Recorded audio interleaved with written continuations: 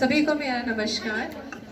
और मैं आज हम आप सभी के सामने एक कार्यशाला आयोजित की गई है जिसका नाम है राष्ट्रीय संवर्धन योजना कार्यशाला। तो इसके तहत आप लोगों को जो ITI होता है, आप लोगों ने नाम जानते ही हैं कि किस तरह रोजगार परक चीज़ें उसमें कराई जाती हैं, और उसी से संबंधित दो मुख्य अतिथि आज हम सभी के बीच मौजूद हैं। तो सबसे पहले मैं आप सबका स्वागत करती हूँ श्री जयदीप सिंह चौहान जी का, श्री मंगल सिंह जी का। तो मैं अंजलि से कहूँगी कि वे आए, अंजलि आए और श्री मंगल सिंह सर को पुष्प दें। और बच्चे आप तालियां बजाते रहिए।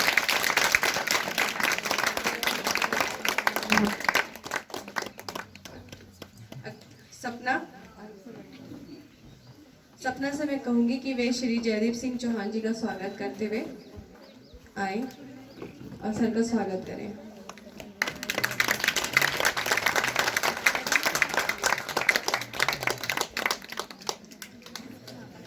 श्री जयदीप सिंह चौहान सर और श्री मंगल सिंह सर आज आप लोगों को बताएंगे कि कैसे इस योजना के तहत आप लोगों को रजिस्ट्रेशन करना है और इसका कैसे आप लाभ उठा सकते हैं। तो सबसे पहले मैं श्री मंगल सिंह जी से आवेदन करूंगी कि वे आए और आज इस योजना और कार्यशाला के बारे में हमारे बच्चों को अवगत कराएं।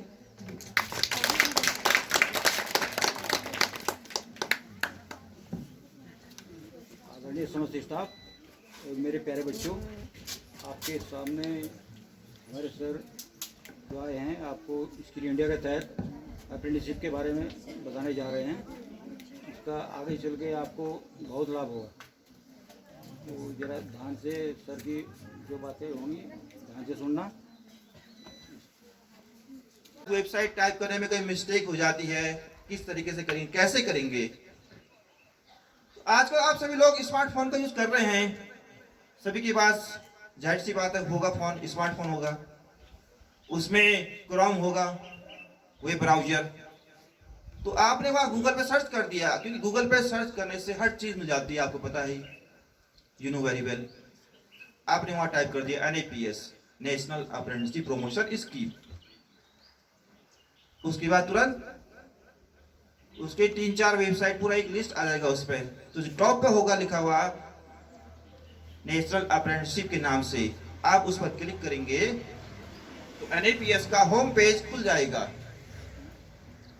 ओके, होम पेज क्या होता है, यू नो? क्या होता है बेटा? आपने बोला यस सर, तो बताओ मुझे what is home page. Sir home page वो है जो आपकी वेबसाइट है, उसके बारे में सारी जानकारी वहाँ पे मिलेगी सर, और ऑप्शन मिलेगा कि आगे आगे बताओ। Very good, come here. अच्छा बताया, क्योंकि आप लोगों के साथ क्वेश्चन आंसर भी होना जरूरी है। यस कम, माइक लेके बताइए आप। सर होम पेज वो है जैसे हम क्रोम पे या गूगल पे कुछ भी सर्च करते हैं, तो जिस वेबसाइट पे हम जाते हैं तो उस वेबसाइट का एक पेज होता है जिसे हम होम पेज कह सकते हैं, मतलब उसके नाम से। तो वहाँ पे जो भी ऑप्शंस होते हैं, मेन्यू होता है उस साइट के बारे में, तो वहाँ पे हम क्लिक करके वो पता कर सकते हैं सर। वेरी गुड, बहुत बढ़िया। जैसे आपका ये डिग्री कॉलेज है, महाविद्यालय, तो ये आपका बाहर का जो अभी बैठे हैं, ये आपका एक तरह से होम पेज ही हो गया है। यहाँ लिखा हुआ दिख रहा है राजकीय महाविद्यालय घाट, आपका मेन। वैसे अब नंदा नगर हो गया है ना? घाट नहीं है, अब नंदा नगर है वैसे। सो अब होम पेज आपका ओपन हो गया है, तो उसमें आपको कई सारे ऑप्शन दिखाई देंगे उसमें आपको, ठीक है। जैसे अपॉर्चुनिटीज, रजिस्ट्रेशन, लॉगिन, और आपका अलग अलग कई प्रकार के उसमें ऑप्शन आपको दिखाई देंगे।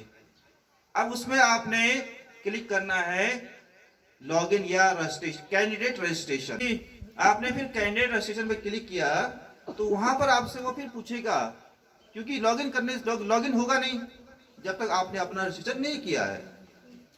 आफ्टर रजिस्ट्रेशन जब वो पूछेगा आपसे आपका ईमेल आईडी और मोबाइल नंबर, सो आपको उस समय काफी ध्यान पूर्वक अपना जो ईमेल आईडी है, क्योंकि आजकल हर किसी के फोन में मेल आईडी होगी, हर किसी की ईमेल आईडी बनी होगी, किसी के एक नहीं, दो नहीं, तीन नहीं, 4 बनी होगी।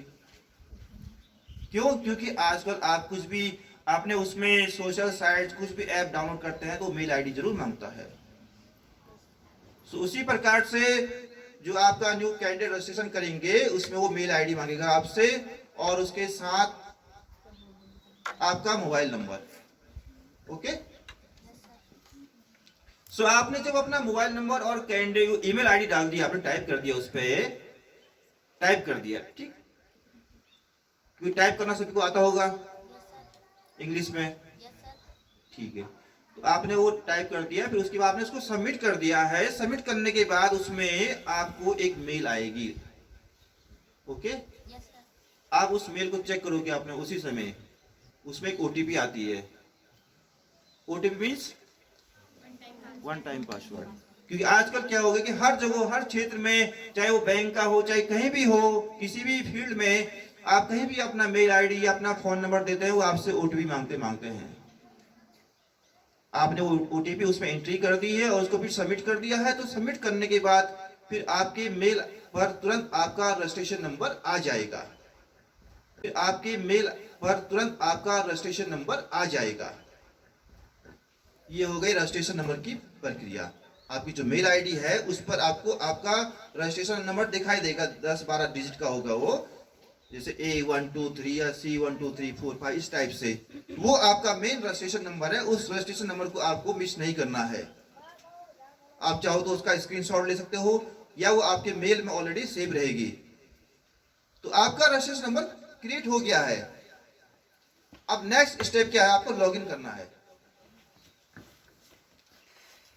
अब उसके बाद आप फिर उसको दोबारा से ओपन करोगे, लॉगिन करोगे। तो लॉगिन करने के पश्चात उसमें आपने फिर अपना मेल आईडी डाला और उसको सबमिट किया। ओके, तो फिर आपसे एक ओटीपी मांगेगा फिर, क्योंकि ओटीपी इसमें हर टाइम मांगता है। आपने ओटीपी डाला फिर अपने मैसेज बॉक्स से, और फिर वो आपसे पूछेगा कि it is failed, please activate this by your mail ID, कि अभी आपको अपने मेल आईडी से इसको एक्टिवेट करना भी जरूरी है, वेरीफाई करना भी जरूरी है। फिर आपने अपना मेल आईडी ओपन किया, वहां उसको आपने, उसमें ऑप्शन खुद आएगा, वो पहले भी आता है ऑप्शन और बाद में भी आएगा, जब तक आपने उसको एक्टिवेट नहीं किया है। सो आप उसको एक्टिवेट कर दीजिएगा, और एक्टिवेट करने के बाद फिर वो प्रॉपर तरीके से आपकी जो है कि कंप्लीट आपका जो है लॉगिन हो जाएगा। सो लॉगिन होने के पश्चात आपने अपना रजिस्ट्रेशन तो कर दिया है, आपको एक रजिस्ट्रेशन नंबर मिल गया है। आपने कहा चलो मैंने अपना रजिस्ट्रेशन नंबर कर दिया है, ये मेरा रजिस्ट्रेशन नंबर है, मैं अभी मैम को दे दूंगी। लेकिन उसके बाद करना क्या है? After that what you have to do, उसके पश्चात आपको उसकी जो प्रक्रियाएं होती है, जैसे कि आप एम्प्लॉयमेंट ऑफिस में अपनी हाई स्कूल की मार्कशीट, अपना कास्ट सर्टिफिकेट, अपना 11th 12th का मार्कशीट जमा करते हैं, उसी प्रकार से यहां भी आपको अपना आधार कार्ड, तो सबसे पहला वाला ऑप्शन होता है KYC। So you have to enter your Aadhaar card number, और आधार कार्ड को अपलोड करने को बोलेगा आपसे। फिर उसके बाद आपने उसमें अपना हाई स्कूल की मार्कशीट अपलोड कर दी, क्योंकि अपलोड करना सबको आता होगा ना, आजकल फोन से सब हो रहा है काम। करते हैं कई लोग कि फोटो खींचा और उसको आपने अपलोड कर दिया, या उसका साइज कम ज्यादा करना है, वो सब अपने आप उसमें बताता भी है आपको।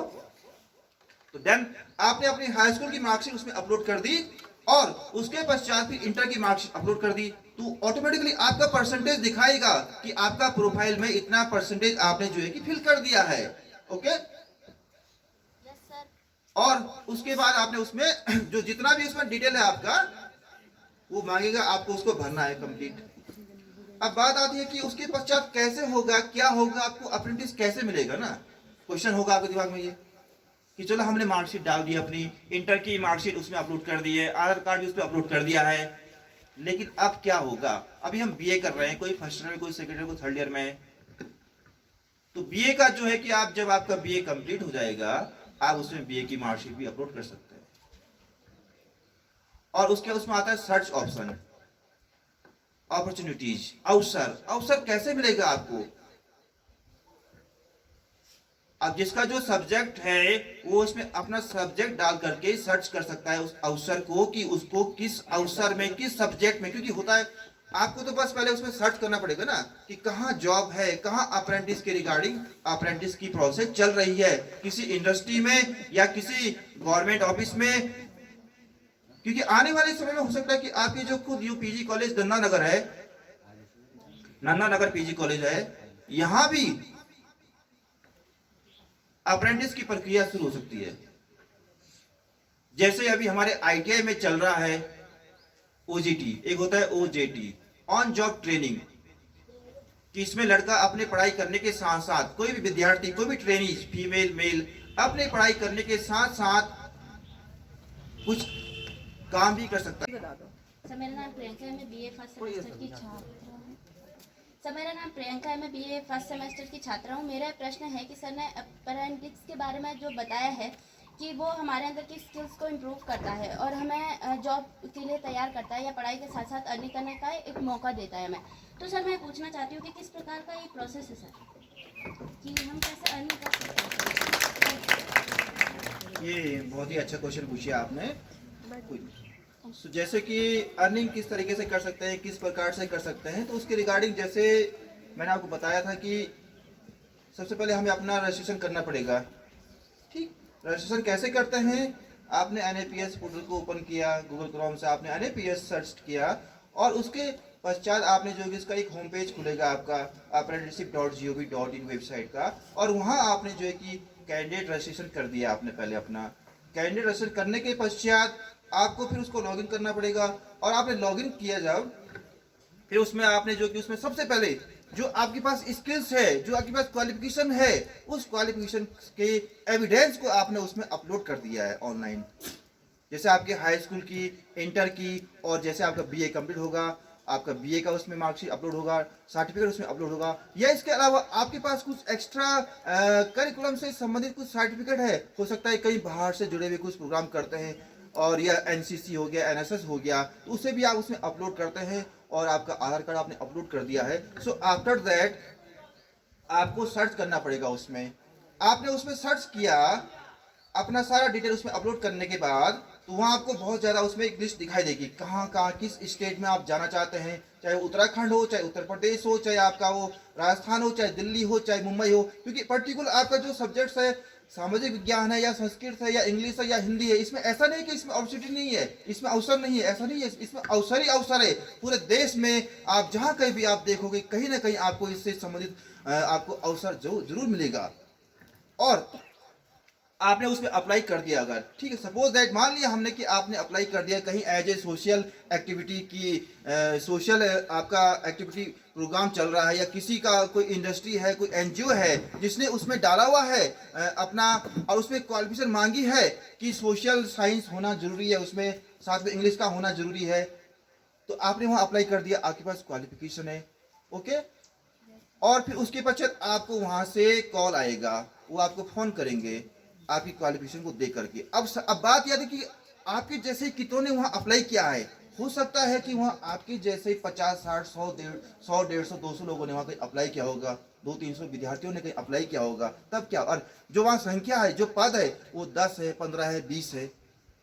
फिर वहाँ पर जनरली क्या होता है कि वो मेरिट के हिसाब से उसमें बुलाते हैं, जो उसमें मेरिट होगी, जो उनके परसेंटेज होंगे आपके हाई स्कूल में, इंटर में, या आपके उस सब्जेक्ट्स में, और आफ्टर दैट वो आपको इंटरव्यू के लिए बुला सकते हैं। अब इंटरव्यू में आपकी स्किल्स देखी जाएगी।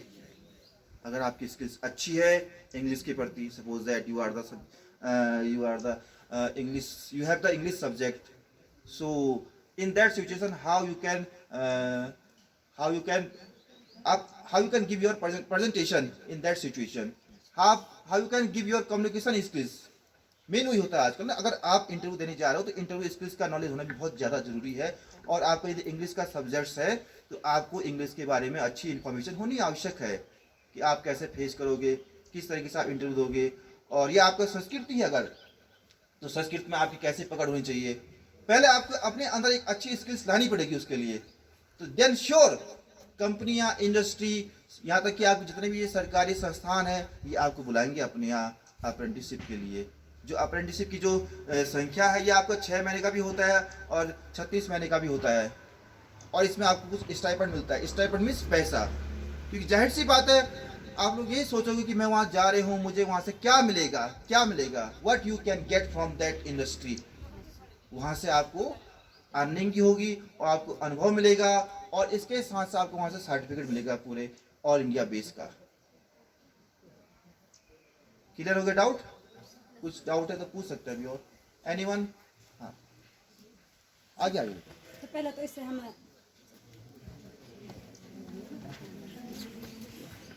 पहला क्वेश्चन मेरा ये कि हमें इससे क्या लाभ होगा, और दूसरा ये कोई गवर्नमेंट संस्था है या प्राइवेट है, और इसमें अगर हम अपने डॉक्यूमेंट डालते हैं तो वो सिक्योर रहेंगे, इसकी क्या गारंटी है? हाँ, ये भी आपने अच्छा क्वेश्चन पूछा। जैसे कि आपका पहला क्वेश्चन कि हमें क्या लाभ मिलेगा, वो मैं आपको बताया था अभी कि इससे आपको जो है कि सबसे बड़ा लाभ तो ये है कि आपको एक सीखने को कुछ मिलेगा, आपको अनुभव मिलेगा। एक आपने क्या कभी सोचा कि आपको यहाँ पीजी कॉलेज में आकर क्या लाभ मिलेगा? क्या आपने सोचा कभी? कुछ सोचा होगा तभी आप यहाँ आए होंगे कि आपको यहाँ एक डिग्री मिलेगी। यही सोचा होगा आपने कि बीए करना है तो अपने नज़दीकी घर के पास में जो डिग्री कॉलेज है मैं वहीं से करूँगी, क्योंकि मेरे घर के पास में ही है और यहाँ से मुझे डिग्री मिल रही है। क्या आपने ये नहीं सोचा कि मुझे इसके अलावा क्या स्किल्स मिलेगी, क्या मिलेगा इसके अलावा मुझे और डिग्री के अलावा? सोचा होगा। जो आप पढ़ रहे हैं, चाहे वो सामाजिक विज्ञान हो, चाहे इंग्लिश हो, चाहे संस्कृत हो, उस विषय को, चाहे वो पॉलिटिकल साइंस हो, उस विषय के प्रति आपको बिल्कुल ऐसा होना है कि उस विषय का आप मास्टर बन जाओ। अगर आप ये सोच के चलोगे आगे चल के तो आप बहुत आगे बढ़ जाओगे। और लाभ में आपका ये कि अनुभव मिलेगा आपका, और जो है कि स्टाइपेंड मिलता है इसमें। क्योंकि आजकल क्या होता है, अगर आपके पास एक बार अनुभव आ गया किसी चीज़ का, चाहे वो किसी फील्ड में हो आपको यदि उस कार्य का अनुभव हो गया है आपको, तो आप आगे जा करके बहुत ही अच्छे से दूसरे कार्य को कर सकते हैं अच्छे तरीके से। क्योंकि आगे चल के किसी भी फील्ड में हर कोई अनुभव देखता है आजकल कि आपको कितना अनुभव है काम करने का, आपके पास कम्युनिकेशन स्किल्स का अनुभव है कि नहीं है। और किसी कुछ पूछना इसके अलावा? एनीवन? आइए आगे, कोई दिक्कत नहीं। आपको जितना पूछना है आप पूछ सकते हैं, ये आपका अधिकार है। चाहे आपको कोई क्लास टीचर आपको पढ़ा रहा हो, आपके अध्यापक आपको पढ़ाते हैं, आप पूछते होंगे क्वेश्चन। आगे आगे। सर मेरा दूसरा प्रश्न ये है कि आपका ये जो अप्रेंटिस का है सर, सेम ऐसा प्रोग्राम हमारे पास दीनदयाल उपाध्याय योजना का भी आया था सर। वो और ये योजना बिल्कुल सिमिलर है सर, और उसमें जब हम उस प्रोग्राम में गए थे सर, तो हमने वहाँ पर भी रजिस्ट्रेशन किया, सारा नाम वगैरह लिखा है, पर लास्ट में ये प्रॉब्लम आई सर कि हम थे फर्स्ट ईयर के बच्चे, या स्टडी कर रहे थे सारे बच्चे, हम कोई फर्स्ट ईयर में, कोई सेकेंड ईयर में, कोई थर्ड ईयर में, तो हमारी पढ़ाई में बिना रुकावट के क्या इसको कर सकते हैं अगर कोई करना चाहे?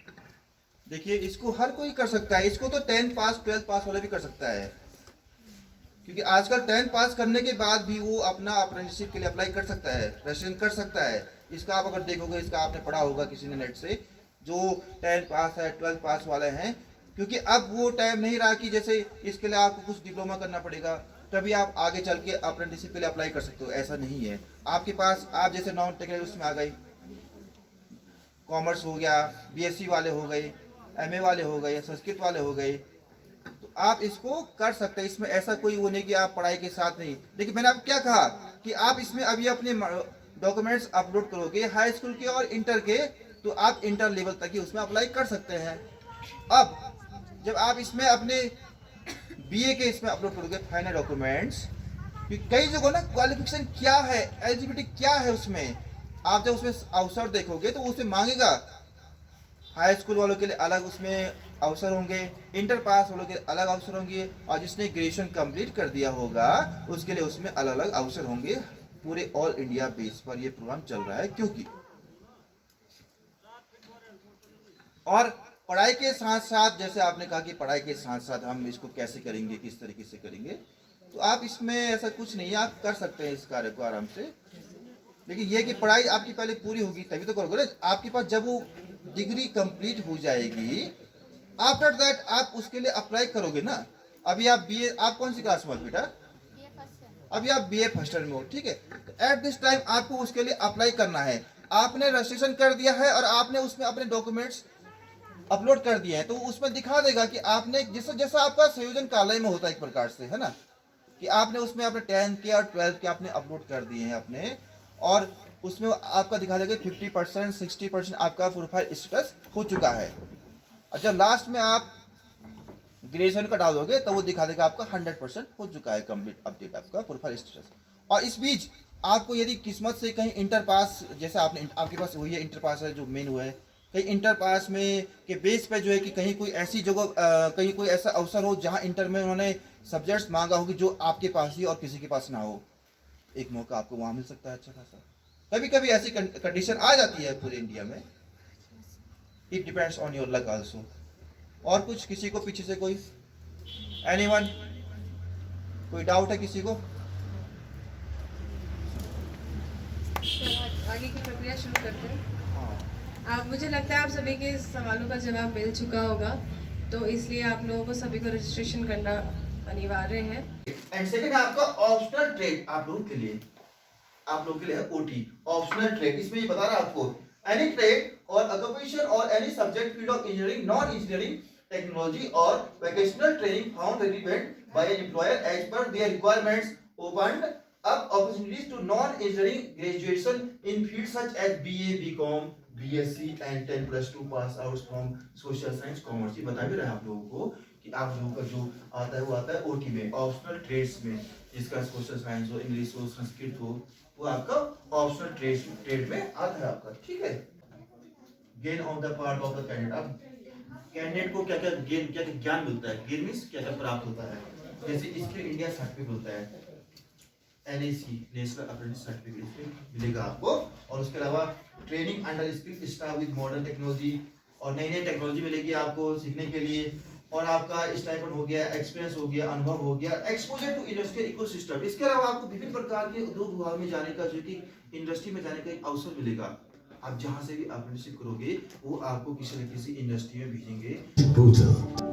From the 4 options that appear on the screen, select option candidate.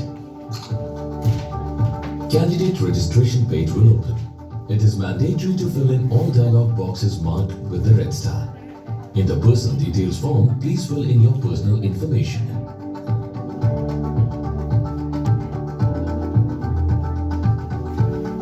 In this box, enter your valid email ID and create your password here. In future, all correspondence will be sent to you to this email ID. The same email ID will be your login ID for the NSTC Apprenticeship Portal. Select the Submit dialog box at the end of the form to complete your registration on the Apprenticeship Portal. An activation link will be sent to your registered email ID. Please follow the link in your email to activate your registration. This link will open a new page. On the top right corner of the page, you will see User Activated Successfully in green. This completes the registration process. Now your account on the Apprenticeship Portal is successfully activated.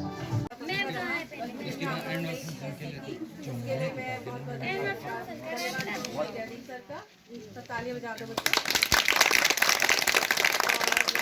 और आगे हमारे 2 शब्द के लिए हमारे doctor दीपक sir को बुलाना चाहिए।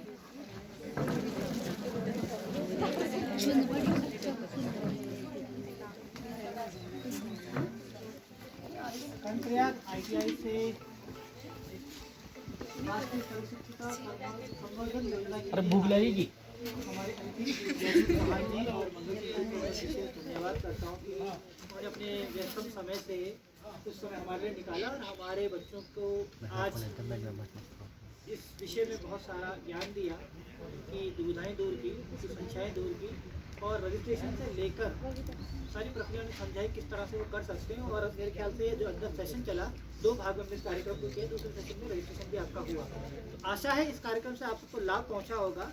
और बीच बीच में हमने कोशिश की कि संक्षिप्त में आपको इस पूरी प्रक्रिया को समझा दें, तो कई लोगों को समझ आ गया होगा किस तरह से आप इस कार्यक्रम में जुड़ेंगे और किस तरह के अवसर आपको मिलेंगे।